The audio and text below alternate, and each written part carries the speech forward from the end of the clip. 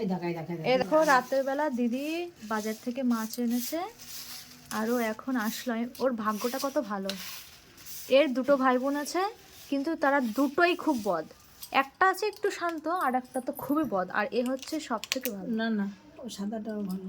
ওই তো ও একটু বদ আছে, তাও ও এরকম উঁচু হয়ে কিরকম একটা করতে যায়, এরকম ভাগ্যে রয়েছে এটা। ওই কালোটা বেশি বড়।